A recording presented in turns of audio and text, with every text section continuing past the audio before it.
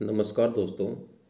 इस वीडियो में हम चर्चा करने वाले हैं अध्याय 5, जब जनता बगावत करती है, 1857 की क्रांति और उसके बाद। चलिए आगे बढ़ते हैं। आगे बढ़ने से पहले आपसे छोटा सा निवेदन है कि आप हमारे चैनल को लाइक करें, सब्सक्राइब करें, बेल आइकन को प्रेस करें ताकि आने वाली जो वीडियो है उसकी नोटिफिकेशन आपको मिलती रहे। चित्र नंबर 1, सिपाही और किसान विद्रोह के लिए ताकत जुटाते हुए यह विद्रोह 1857 में उत्तर भारत के मैदानों में फैल गया था। नीतियां और लोग। पिछले अध्यायों में आपने ईस्ट इंडिया कंपनी की नीतियों और जनता पर उसके प्रभाव के बारे में पढ़ा। इन नीतियों से राजाओं, रानियों, किसानों, जमींदारों, आदिवासियों, सिपाहियों सब पर तरह तरह से असर पड़े। आप यह भी देख चुके हैं कि जो नीतियां और कार्रवाइयां जनता के हित में नहीं होती या जो उनकी भावनाओं को ठेस पहुंचाती हैं, उनका लोग किस तरह विरोध करते हैं। नवाबों की छिनती सत्ता। 18वीं सदी के मध्य से ही राजाओं और नवाबों की ताकत छिनने लगी थी। उनकी सत्ता और सम्मान दोनों खत्म होते जा रहे थे। बहुत सारे दरबारों में रेजिडेंट तैनात कर दिए गए थे। स्थानीय शासकों की स्वतंत्रता घटती जा रही थी। उनकी सेनाओं को भंग कर दिया गया था। उनके राजस्व वसूली के अधिकार व इलाके एक एक करके छीने जा रहे थे।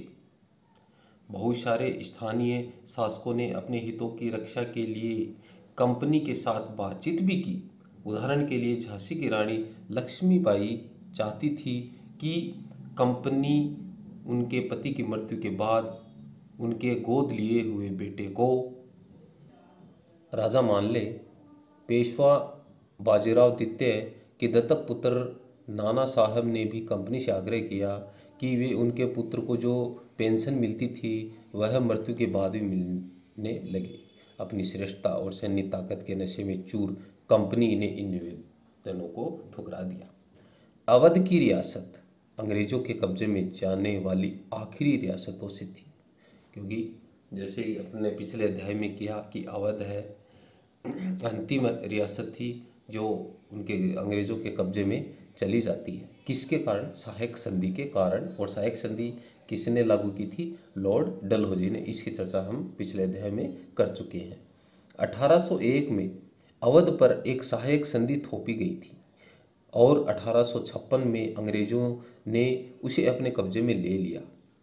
गवर्नर जनरल लॉर्ड डलहौजी ने ऐलान कर दिया कि रियासत का शासन ठीक से नहीं चलाया जा रहा है, इसलिए शासन को दुरुस्त करने के लिए ब्रिटिश प्रभुत्व जरूरी है।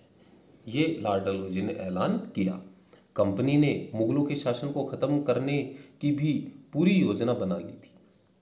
कंपनी द्वारा जारी किए गए सिक्कों पर से मुगल बादशाह का नाम हटा दिया गया। 1849 में गवर्नर जनरल लॉर्ड डलहौजी ने ऐलान कर दिया कि बहादुर शाह जफर की मृत्यु के बाद बहादुर शाह जफर के परिवार को लाल किले से निकाल कर उसे दिल्ली में कहीं और बसाया जाएगा। यह भी लॉर्ड डलहौजी ने ऐलान कर दिया था। 1856 में गवर्नर जनरल कैनिंग, 1856 क्रांति के समय कौन था गवर्नर जनरल? कैनिंग ने फैसला किया कि बहादुर शाह जफर आखिरी मुगल बादशाह होंगे। उनकी मृत्यु के बाद उनके किसी भी वंशज को बादशाह नहीं माना जाएगा। उन्हें केवल राजकुमारों के रूप में मान्यता दी जाएगी। ये कैनिंग ने फैसला लिया। किसान और सिपाही। गाँव में किसान और जमींदार भारी भरकम लगान और कर वसूली के सख्त तौर तरीकों से परेशान थे। बहुत सारे लोग महाजनों का कर्जा नहीं लौटा पा रहे थे। इसके कारण उनकी पीढ़ियां जो थी वो पुरानी ज़मीन, उनके हाथ से पुरानी ज़मीन निकलती जा रही थी। कंपनी के तहत काम करने वाले भारतीय सिपाहियों के असंतोष की अपनी वजह थी। वे अपने वेतन भत्तों और सेवा शर्तों के कारण परेशान हो रहे थे। कई नए नियम उनकी धार्मिक भावनाओं और आस्थाओं को ठेस पहुंचा रहे थे। क्या आप जानते हैं कि उस जमाने में बहुत सारे लोग समुद्र पार नहीं जाना चाहते थे।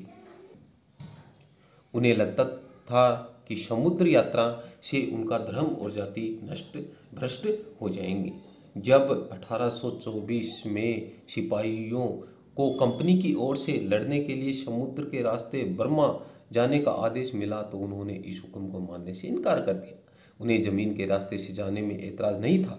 सरकार का हुक्म न मानने के कारण उन्हें सख्त सजा दी गई। क्योंकि यह मुद्दा अभी खत्म नहीं हुआ था, इसलिए 1856 में कंपनी को एक नया कानून बनाना पड़ा। इस कानून में साफ कहा गया कि अगर कोई व्यक्ति कंपनी की सेना में नौकरी करेगा तो जरूरत पड़ने पर उसे समुद्र के पार जाना पड़ सकता है। सिपाही गांवों के हालात से भी परेशान थे। बहुत सारे सिपाही खुद किसान थे। वे अपने परिवार गांवों में छोड़कर आए थे, लिहाजा किसानों का गुस्सा जल्दी ही सिपाहियों में भी फैल गया। गतिविधि: कल्पना कीजिए आप कंपनी की सेना में सिपाही हैं। आप नहीं चाहते कि आपका भतीजा कंपनी की फौज में नौकरी करे। आप उस क्या कारण बताएंगे? सुधारों पर प्रतिक्रिया: अंग्रेजों को लगता था कि भारतीय समाज को सुधारना जरूरी है। सती प्रथा को रोकने और विधवा विवाह को बढ़ावा देने के लिए नए नए कानून बनाए गए। अंग्रेजी भाषा की शिक्षा का जमकर प्रोत्साहन दिया गया। 1830 के बाद कंपनी ने ईसाई मशीनरियों को खुलकर काम करने और यहाँ तक कि जमीन व संपत्ति जुटाने की भी छूट दे दी गई थी। 1850 में एक नया कानून बनाया गया जिसमें ईसाई धर्म को अपनाना और आसान हो गया। इस कानून में प्रावधान किया गया कि अगर कोई भारतीय व्यक्ति ईसाई धर्म को अपनाता है तो भी पुरखों की संपत्ति पर उसका अधिकार पहले जैसा ही रहेगा। कब? जब वो ईसाई धर्म को अपना लेगा। बहुत सारे भारतीयों को यकीन हो गया कि अंग्रेज उनका धर्म, उनके सामाजिक रीति रिवाज और परंपरागत जीवन शैली को नष्ट कर रहे हैं।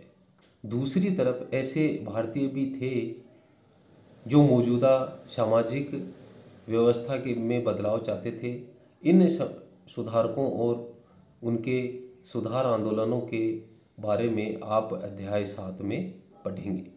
जनता की नज़र से उस जमाने में लोग अंग्रेजी शासन के बारे में क्या सोच रहे थे, इसका जायजा लेने के लिए आप स्रोत संख्या 1 और स्रोत संख्या 2 पढ़ें। चित्र 2: उत्तर भारत के बाजारों में सिपाही खबरें और अफवाहें फैलाते हुए चित्र में दिखाई दे रहे हैं। 84 नियमों की सूची। यहाँ महाराष्ट्र के एक गांव में रहने वाले ब्राह्मण विष्णु भट्ट गोडसे द्वारा लिखित पुस्तक माझा प्रवास के कुछ अंश दिए गए हैं। विष्णु भट्ट और उनके चाचा मथुरा में आयोजित किए जा रहे एक यज्ञ में भाग लेने के लिए निकले थे। विष्णु भट्ट लिखते हैं कि रास्ते में उनकी मुलाकात एक सिपाही से हुई जिन्होंने उन्हें सलाह दी कि वे वापस लौट जाए क्योंकि 3 दिन के भीतर चारों तरफ कोहराम मच जाएगा। सिपाहियों ने जो कहा वह इस प्रकार था: अंग्रेज सरकार हिंदुओं और मुसलमानों के धर्म को नष्ट करने का आमादा है। उन्होंने 84 नियमों की एक सूची बनाई है और कलकत्ता में सारे राजाओं और राजकुमारों की मौजूदगी में उसका ऐलान कर दिया गया है। उन्होंने सिपाहियों ने बताया कि राजा इन नियमों को मानने के लिए तैयार नहीं हैं। उन्होंने अंग्रेजों को घातक परिणामों की चेतावनी दे दी है।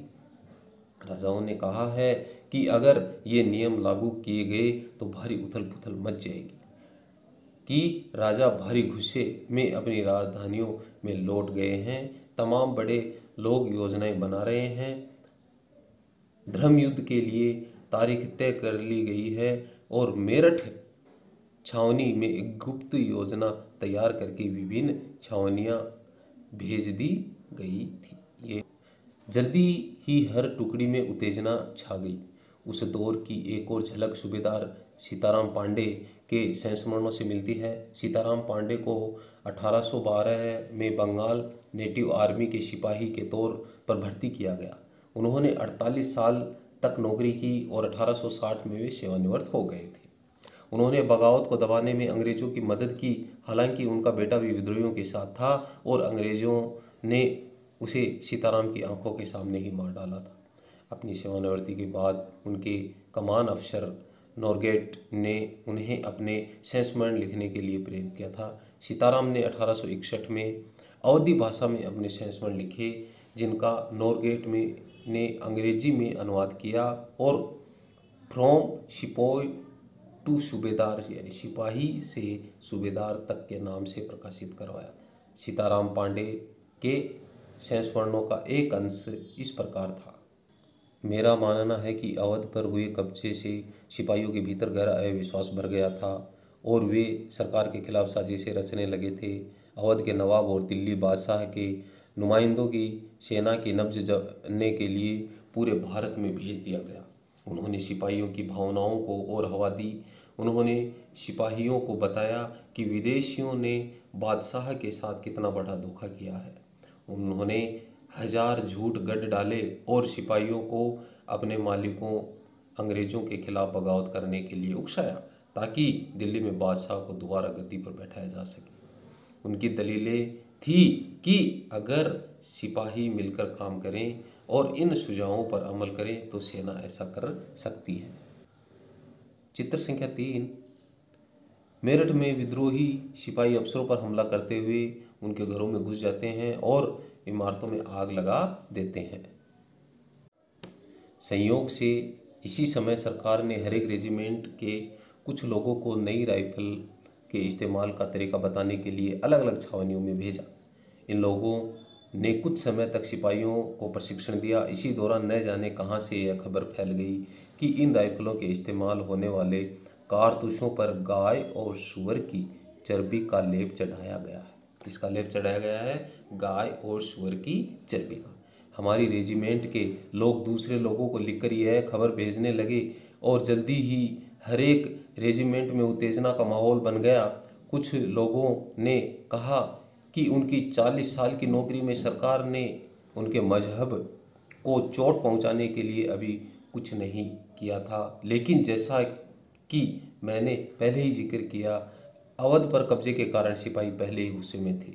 स्वार्थी लोगों ने फौरन ही यह कहानी गढ़ दी कि अंग्रेज तो सबको ईसाई बनाना चाहते थे, इसलिए उन्होंने ऐसे कारतूस तैयार किए हैं ताकि इनके इस्तेमाल से मुसलमान और हिंदू दोनों ही भ्रष्ट हो जाएं। गतिविधि। सीताराम और विष्णु भट्ट के मुताबिक लोगों के दिमाग में मुख्य चिंताएं कौन सी थी? नंबर 2, उनकी राय में शासकों ने क्या भूमिका निभाई थी? सिपाही क्या भूमिका निभाते दिखाई दे रहे थे? सैनिक विद्रोह जन विद्रोह बन गया। यद्यपि शासक और प्रजा के बीच संघर्ष कोई अनोखी बात नहीं होती, लेकिन कभी कभी ये संघर्ष इतने फैल जाते हैं कि राज्य की सत्ता छिन्न भिन्न हो जाती है। बहुत सारे लोग मानने लगे कि उनका शत्रु एक है, इसलिए वे सब कुछ करना चाहते हैं। इस तरह की स्थिति में हालात अपने हाथ में लेने के लिए लोगों को संगठित करना पड़ता है। उन्हें संचार, पहलकदमी और आत्मविश्वास का परिचय देना होता है। भारत के उत्तरी भागों में 1857 में ऐसी ही स्थिति पैदा हो गई थी। फतह और शासन के 100 साल बाद ईस्ट इंडिया कंपनी को एक भारी विद्रोह से जूझना पड़ रहा था। मई 1857 में शुरू हुई इस बगावत ने भारत में कंपनी का अस्तित्व ही खतरे में डाल दिया था। मेरठ से शुरू करके सिपाहियों ने कई जगह बगावत की। तो 1857 की जो क्रांति है वो सर्वप्रथम कहाँ से शुरू होती है? मेरठ से। समाज के विभिन्न तबकों के असंख्य लोग विद्रोही तेवरों के साथ उठ खड़े हुए। कुछ लोग मानते हैं कि 19वीं सदी में उपनिवेशवाद के खिलाफ दुनिया भर में सबसे बड़ा सशस्त्र संघर्ष था सैनिक विद्रोह। जब सिपाही इकट्ठा होकर अपने सैनिक अफसरों का हुक्म मानने से इनकार कर देते हैं तो उसे सैनिक विद्रोह कहा जाता है। कैवेलरी लाइनों में युद्ध। 3 जुलाई 1857 को 3000 से ज़्यादा विद्रोही बरेली से दिल्ली आ पहुँचे। उन्होंने यमुना को पार किया और ब्रिटिश कैवेलरी चौकियों पर दावा बोल दिया। यह युद्ध पूरी रात चलता रहा। मेरठ से दिल्ली तक 8 अप्रैल 1857 को युवा सिपाही मंगल पांडे को बैरकपुर में अपने अफसरों पर हमला करने के आरोप में फांसी पर लटका दिया। किसे लटका दिया? मंगल पांडे को। कहाँ? बैरकपुर छावनी में। कब? 8 अप्रैल 1857 को। चंद दिन बाद मेरठ में तैनात कुछ सिपाहियों ने नए कारतूसों के साथ फौजी अभ्यास करने से इनकार कर दिया। सिपाहियों को लगता था कि इन कारतूसों पर गाय और सूअर की चर्बी का लेप चढ़ाया गया है। 85 सिपाहियों को नौकरी से निकाल दिया। उन्हें अपने अफसरों का हुक्म न मानने के आरोप में 10-10 साल की सज़ा सुनाई दी। यह 9 मई 1857 की बात। मेरठ में तैनात दूसरे भारतीय सिपाहियों की प्रतिक्रिया बहुत ज़बरदस्त रही। 10 मई 1857 को सिपाहियों ने मेरठ की जेल पर धावा बोलकर वहां बंद सिपाहियों को आज़ाद करा लिया। उन्होंने अंग्रेज अफसरों पर हमला करके उन्हें मार गिराया। उन्होंने बंदूक और हथियार कब्जे में ले ली और अंग्रेज़ों की इमारतों व सिपाहियों को आग के हवाले कर दिया। उन्होंने फिरंगियों के खिलाफ युद्ध का ऐलान कर दिया। सिपाही पूरे देश में अंग्रेज़ों के शासन को ख़त्म करने पर आमदा थे। लेकिन यह था कि अंग्रेज़ों के जाने के बाद देश का शासन कौन चलाएगा।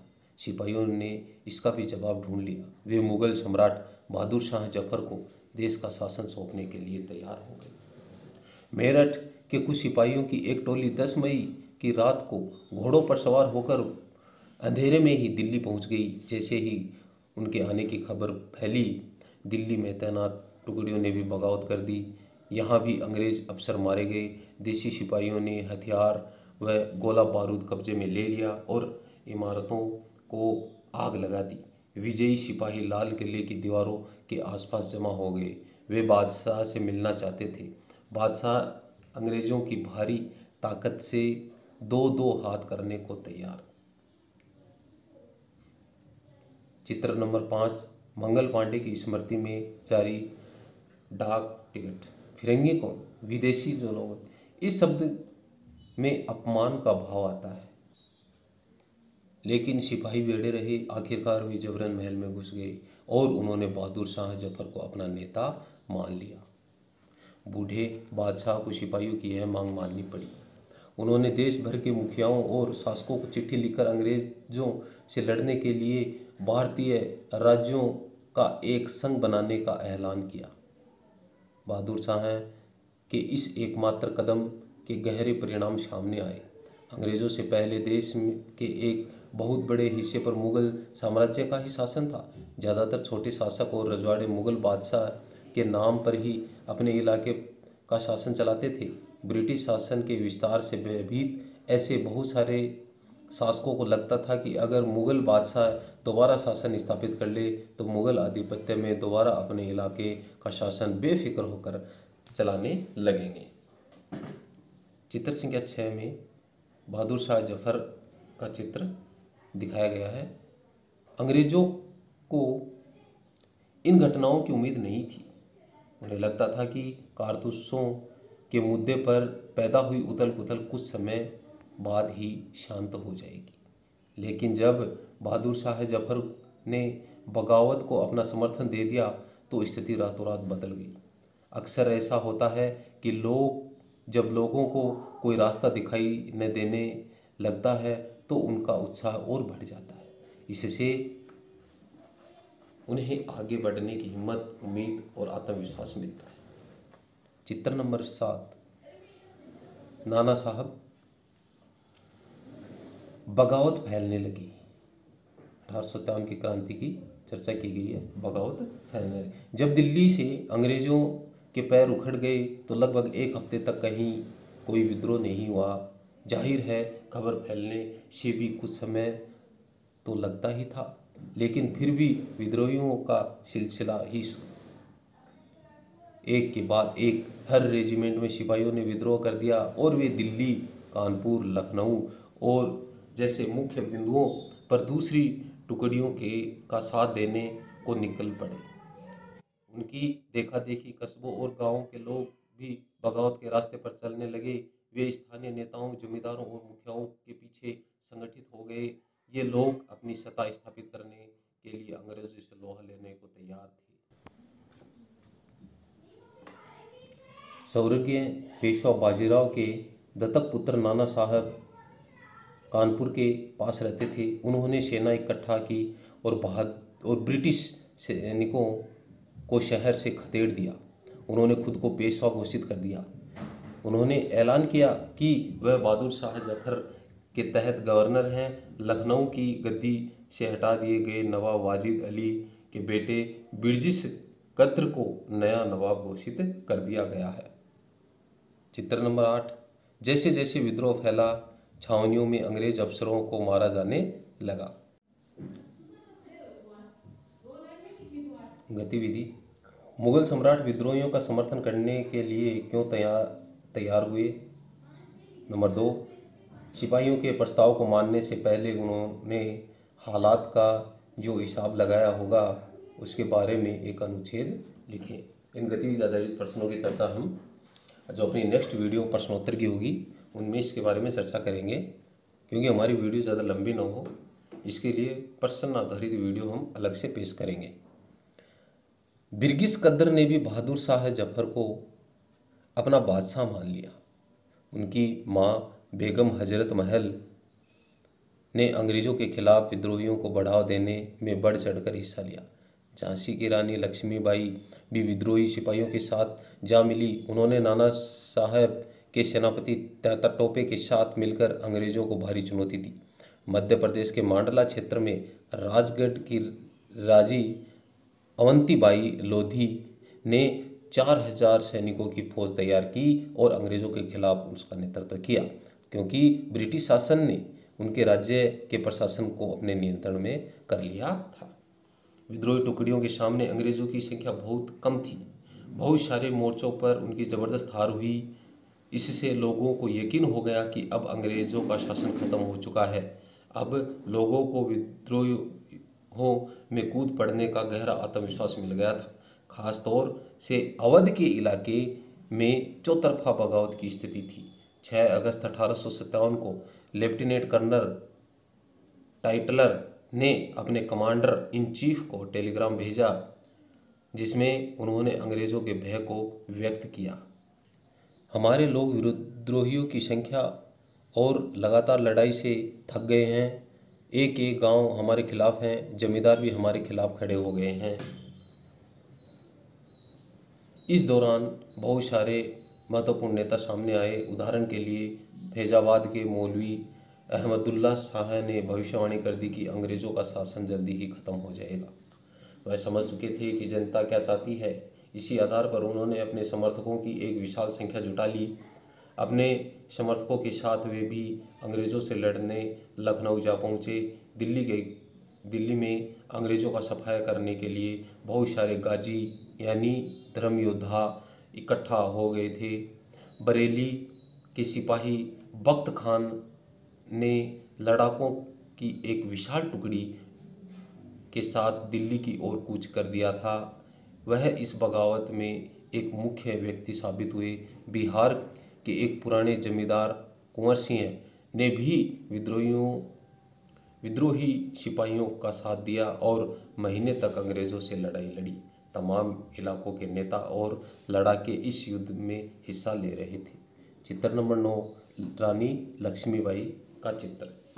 चित्र संख्या 11, ब्रिटिश टुकड़ियां विद्रोहियों पर हमला करती हुई, जिन्होंने दिल्ली के लाल किले जो दाईं तरफ है, दिल्ली का लाल किला, सलीमगढ़ किले जो बाईं तरफ है, पर कब्जा किया। कंपनी का पलटवार। इस उथल पुथल के बावजूद अंग्रेजों ने हिम्मत नहीं छोड़ी। कंपनी ने अपनी सारी ताकत लगाकर विद्रोहियों को कुचलने का प्रयास किया। उन्होंने इंग्लैंड से और फौजी मंगवाए, विद्रोहियों को जल्दी सजा देने के लिए नए नए कानून बनाए और विद्रोह के मुख्य केंद्रों पर धावा बोल दिया। सितंबर 1857 में दिल्ली दोबारा अंग्रेज़ों के कब्जे में आ गई। अंतिम मुगल बादशाह बहादुर शाह जफर पर मुकदमा चलाया गया और उन्हें आजीवन कारावास की सज़ा सुनाई गई। उनके बेटों को उनकी आंखों के सामने गोली मार दी गई। बहादुर शाह जफर और उनकी पत्नी बेगम जिन्नत महल को अक्टूबर 1858 में रंगून जेल में भेज दिया गया। कौन सी जेल में भेज दिया गया?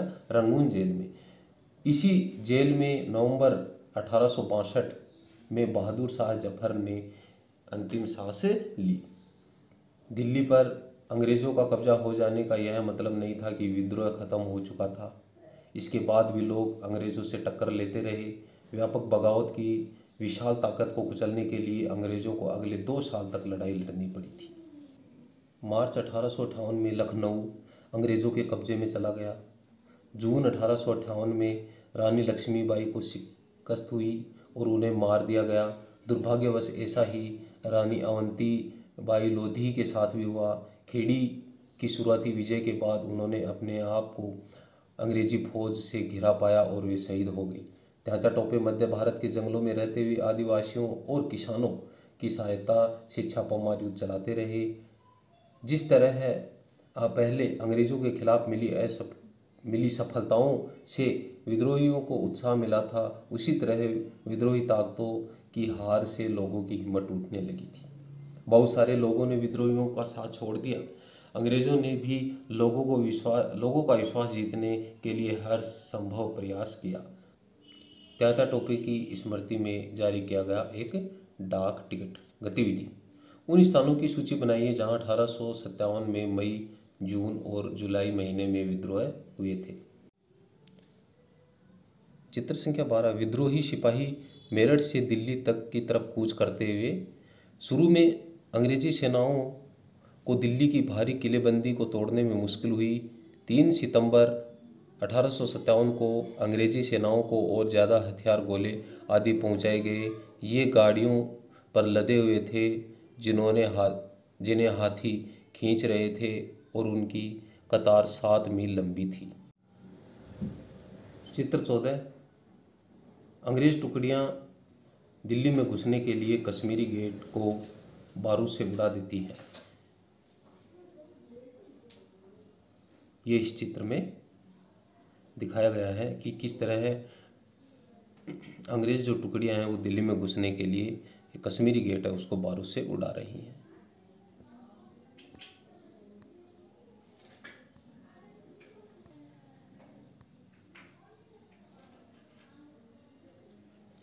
भूस्वामियों के लिए इनामों का ऐलान कर दिया गया। उन्हें आश्वासन दिया गया कि उनकी ज़मीन और उनके परंपरागत अधिकार बने रहेंगे। जिन्होंने विद्रोह किया था उनसे कहा गया कि अगर वे अंग्रेज़ों के सामने समर्पण कर देते हैं और अगर उन्होंने किसी अंग्रेज़ की हत्या नहीं की तो वे सुरक्षित रहेंगे और ज़मीन पर उनके अधिकार और दावेदारी बनी रहेगी। इसके बावजूद सैकड़ों सिपाहियों, विद्रोहियों, नवाबों और राजाओं पर मुकदमे चलाए गए और उन्हें फांसी पर लटका दिया गया। विद्रोह के बाद के साल अंग्रेज़ों ने 1859 के आखिर तक देश पर दोबारा नियंत्रण पा लिया था, लेकिन अब वे पहली वाली नीतियों के सहारे शासन नहीं चला सकते थे। अंग्रेज़ों ने जो अहम बदलाव किए वे निम्नलिखित हैं। पहला, ब्रिटिश संसद ने 1858 में एक नया कानून पारित किया और ईस्ट इंडिया कंपनी के सारे अधिकार ब्रिटिश साम्राज्य के हाथ में सौंप दिए गए ताकि भारतीय मामलों को ज़्यादा बेहतर ढंग से संभाला जा सके। ब्रिटिश मंत्रिमंडल के सामने एक सदस्य को भारत मंत्री के रूप में नियुक्त किया गया। उसे भारत के शासन से संबंधित मामलों को संभालने का जिम्मा सौंपा गया। उसे सलाह देने के लिए एक परिषद का गठन किया गया जिसे इंडिया काउंसिल कहा गया था। भारत के गवर्नर जनरल को वायसराय का ओहदा दिया गया, यानी पहले जो गवर्नर जनरल था अब उसको उस पद को परिवर्तित करके वायसराय का पद निश्चित कर दिया। इस प्रकार उसे इंग्लैंड के राजा या रानी का निजी प्रतिनिधि घोषित कर दिया गया। फलस्वरूप अंग्रेज सरकार ने भारत के शासन की जिम्मेदारी सीधे अपने हाथों में ले ली। किसके बाद में? 1857 की क्रांति के बाद। चित्र नंबर 15। अंग्रेज टुकड़ियां कानपुर के पास विद्रोहियों को पकड़ लेती हैं। ध्यान से देखें कि किस तरह कलाकार ने अंग्रेज सिपाहियों को बहादुरी से विद्रोहियों पर दावा बोलते हुए दिखाया गया है। नंबर 2, देश के सभी शासकों को भरोसा दिया गया कि भविष्य में कभी भी उनके भू क्षेत्र पर कब्जा नहीं किया जाएगा। उन्हें अपनी रियासत अपने वंशजों यहाँ तक कि दत्तक पुत्रों को सौंपने की छूट दे दी गई, लेकिन उन्हें इस बात के लिए प्रेरित किया गया कि वे ब्रिटेन की रानी को अपना अधिपति स्वीकार करें। इस तरह भारतीय शासकों को ब्रिटिश साम्राज्य के अधीन शासन चलाने की छूट दी गई। 3 नंबर, सेना में भारतीय सिपाहियों का अनुपात कम करने और यूरोपीय सैनिकों यानी सिपाहियों की संख्या बढ़ाने का फैसला लिया गया।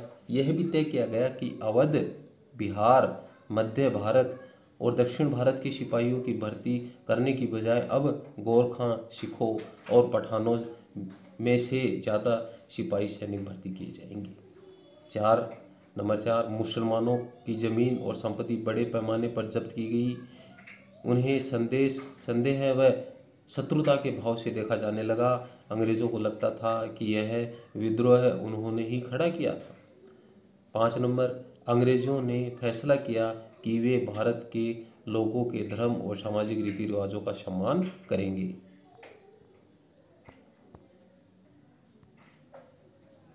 नंबर 6, भूस्वामियों और जमींदारों की रक्षा करने तथा जमीन पर उनके अधिकारों को स्वामित्व देने के लिए नई नीतियां बनाई गई। इस प्रकार 1857 के बाद इतिहास का एक नया चरण शुरू हो गया। में उत्तरी भारत में विद्रोह के कुछ प्रमुख जो केंद्र थे वो प्रदर्शित किए गए हैं, जिसमें जो रेड त्रिभुज आकृति के हैं वो विद्रोह के मुख्य केंद्र थे, जिनमें मेरठ जो महत्वपूर्ण, जहाँ से 1857 की जो क्रांति है उसकी शुरुआत होती है मेरठ, फिर दिल्ली, बरेली, लखनऊ, कानपुर, झांसी, फैजाबाद, ये थे वो 1857 की जो क्रांति हुई इसके मुख्य केंद्र थे। फिर विद्रोह के अन्य जो केंद्र हैं वे कौन कौन से थे? सिलाईकोट, लाहौर, जालंधर, फिलौर, फैजापुर, सहारनपुर, रोहतक, बुलंदशहर, अलीगढ़, फतेहपुर, मैनपुरी, मुरादाबाद, सीतापुर, बहराइच, गोंडा, नवाबगंज, प्रतापगढ़, नौगंग, नागौर, जौनपुर, सुल्तानपुर, आजमगढ़, बनारस, दीनापुर, सागर, जबलपुर, महू, नीमच, नसीराबाद, ये जो क्षेत्र थे वो विद्रोह के अन्य केंद्र थे। खुर्दा संग्राम एक गैस स्टडी। 1857 की घटना से बहुत पहले उसी प्रकार की एक घटना सन 1817 में खुर्दा नामक स्थान पर घटी हुई थी। हमारे लिए उस घटना का अध्ययन करना और इस बात पर विचार करना भी शिक्षाप्रद होगा कि कैसे अंग्रेज़ों की औपनिवेशिक नीतियों के खिलाफ 19वीं सदी की शुरुआत से ही देश के विभिन्न हिस्सों में असंतोष निर्मित होने लगा था। खुर्दा, जो कि ओडिशा के दक्षिण पूर्वी भाग में स्थित एक छोटा सा राज्य था, वहाँ 19वीं शताब्दी की शुरुआत में 105 गढ़ों, जिनमें 60 बड़े और 1109 छोटे गांव सम्मिलित थे, एक जनबहुल उपजाऊ क्षेत्र था। इसके शासक राजा वीर किशोर देव को स्व अधिकृत 4 परगनाओं को तथा जगन्नाथ मंदिर के संचालक अधिकार समेत 14 गढ़ों के प्रशासनिक उत्तरदायित्व को पूर्व में दबाव में आकर मराठाओं को सौंप देना पड़ा था। उनके पुत्र तथा उत्तराधिकारी मुकुंद देव द्वितीय इस दुर्दशा से विचलित थे। अतः अंग्रेजों और मराठों के बीच जारी संघर्ष ने अपने लिए एक मौका देखते हुए उन्होंने अपने खोए हुए क्षेत्रों तथा जगन्नाथ मंदिर की देखरेख से संबंधित अधिकारों को पुनः प्राप्ति हेतु अंग्रेजों के साथ सलाह मशवरा शुरू कर दिया था। परंतु 1803 में ओडिशा को अपने कब्जे में लेने के बाद अंग्रेजों ने उन्हें इन दोनों मुद्दों में से किसी पर भी सकारात्मक कार्रवाई करने की दिशा में कोई रुचि नहीं दिखाई। परिणामतः ओडिशा के दूसरे सामंत राजाओं के साथ मिलकर तथा मराठाओं से गुप्त समर्थन से उन्होंने जबरन अपने अधिकारों को लागू करने का प्रयास किया। इसकी वजह से उन्हें अपने पद से विस्थापित होना पड़ा था और अंग्रेज़ों ने उनके राज्य को अपने राज्य में मिला लिया, सांत्वना के रूप में एक नियमित अनुदान के साथ, जो कि उनकी पूर्व भू संपत्ति के राजस्व का एकमात्र एक दंश मास था। अंग्रेज़ों ने उन्हें जगन्नाथ मंदिर की देखरेख का दायित्व दिया और उनका निवास पुरी में निश्चित कर दिया। इस अनैतिक व्यवस्था से ओडिशा में दमनकारी विदेशी शासन के एक ऐसे युग का प्रारंभ हुआ जिसने 1817 में एक गंभीर सशस्त्र संग्राम का मार्ग प्रशस्त किया। खुर्दा को अपने अधीन करने के तुरंत बाद अंग्रेजों ने राजस्व निवर्त जमीन पर कर लगाने की नीति अपनाई। इससे राज्य के पूर्व सैनिक वर्ग, जिन्हें पाइक के नाम से जाना जाता है, उनका जीवन बुरी तरह से प्रभावित हुआ। इस नीति की भयावहता राजस्व की मांग में अनुचित वृद्धि और इस संग्रह के दमनकारी तरीकों से और बढ़ गई थी। इस कार्रवाई के फलस्वरूप 1805 से 1817 के बीच खुदरा से बड़े पैमाने पर लोग जमीन छोड़कर चले गए। फिर भी अंग्रेजों ने अस्थायी बंदोबस्त के तहत राजस्व भुगतान की नीति को चालू रखा, जिससे जमीन की उपजाऊ क्षमता तथा रैयतों की भुगतान की क्षमता की अनदेखी करते हुए हर वर्ष राजस्व की मांगों में वृद्धि की गई।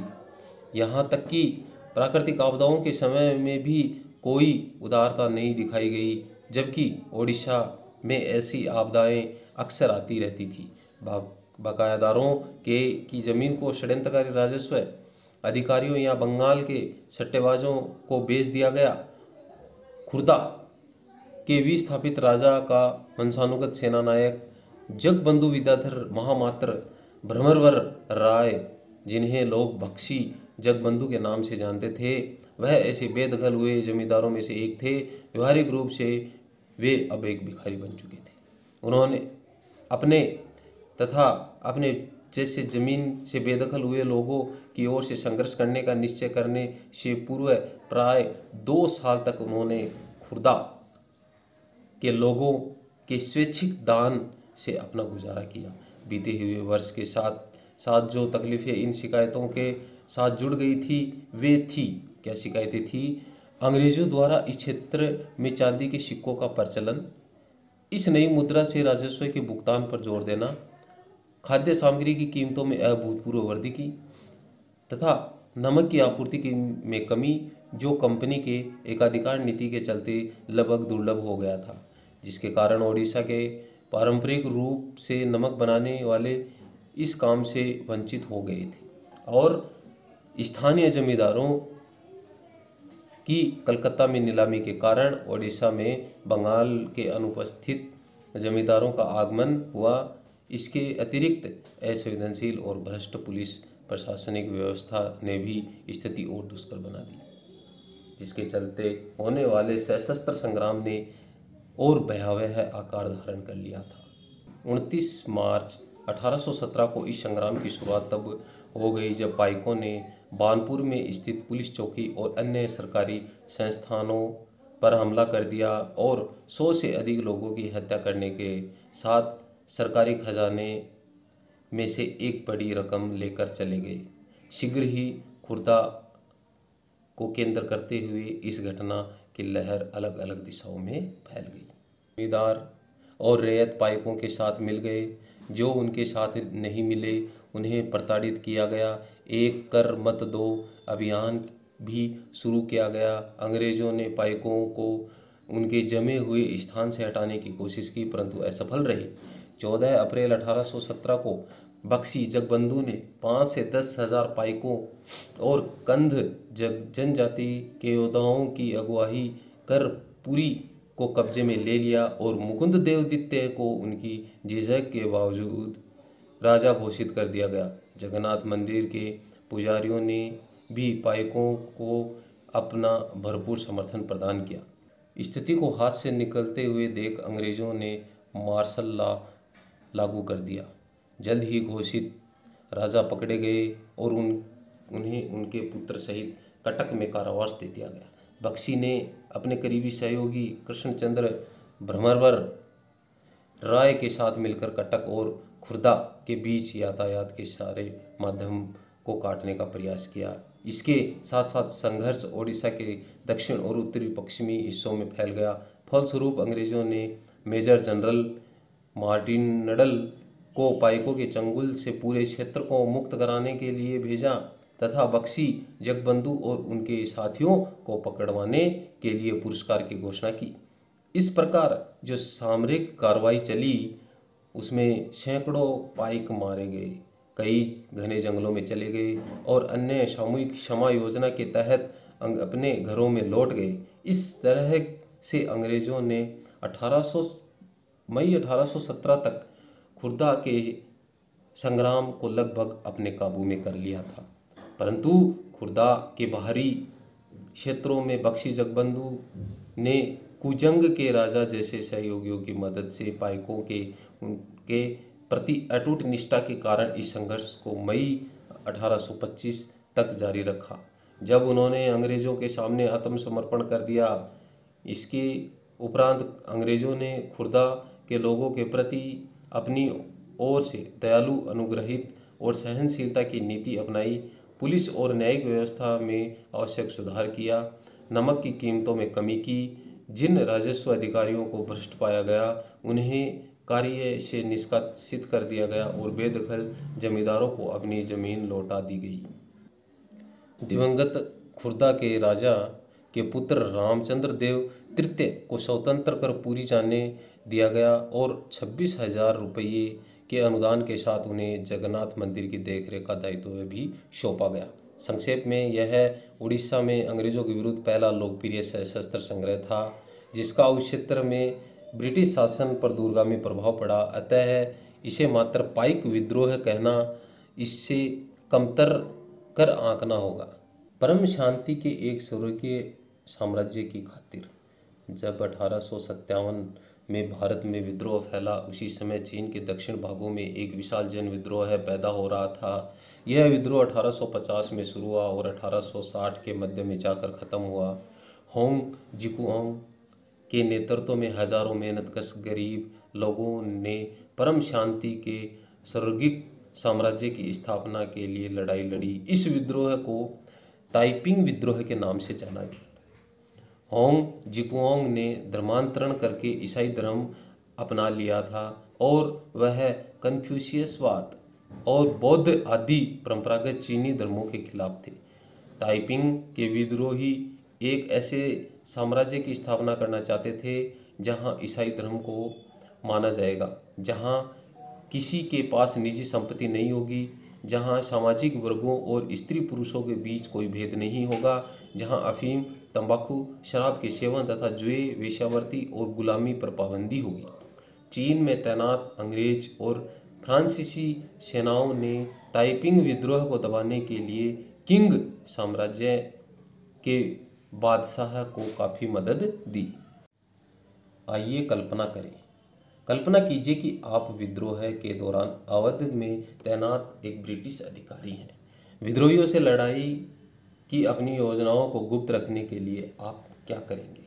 चित्र लखनऊ रेजिडेंसी के खंडहर। जून 1857 में विद्रोही टुकड़ियों ने रेजिडेंसी को कब्जे में ले लिया। बहुत सारी अंग्रेजी औरतें, मर्दों और बच्चों ने रेजिडेंसी की इमारतों में पनाह ली थी। विद्रोहियों ने इस पूरे परिसर को घेरकर उस पर गोलों से हमला किया। इस तरह के एक गोलों से अवध के चीफ कमिश्नर हेनरी लॉरेंस की भी मौत हो गई थी। हेनरी लॉरेंस जिस कमरे में मरे वह इस चित्र में दिखाई दे रहा है। गौर से देखें कि इमारतों पर बीते दौर के निशान किस तरह बचे रहे हैं। दोस्तों, आगे की वीडियो में हम इसके जो पाठगत प्रश्न और गतिविधि आधारित प्रश्न और अन्य महत्वपूर्ण जो प्रश्न हैं उन पर चर्चा करेंगे। जो हमारी जो प्रतियोगी परीक्षाएं होती हैं, स्थानीय परीक्षाएं होती हैं, उनमें बार बार पूछे जाते हैं और उसमें पाठगत सार की भी चर्चा हम नेक्स्ट वीडियो में करेंगे।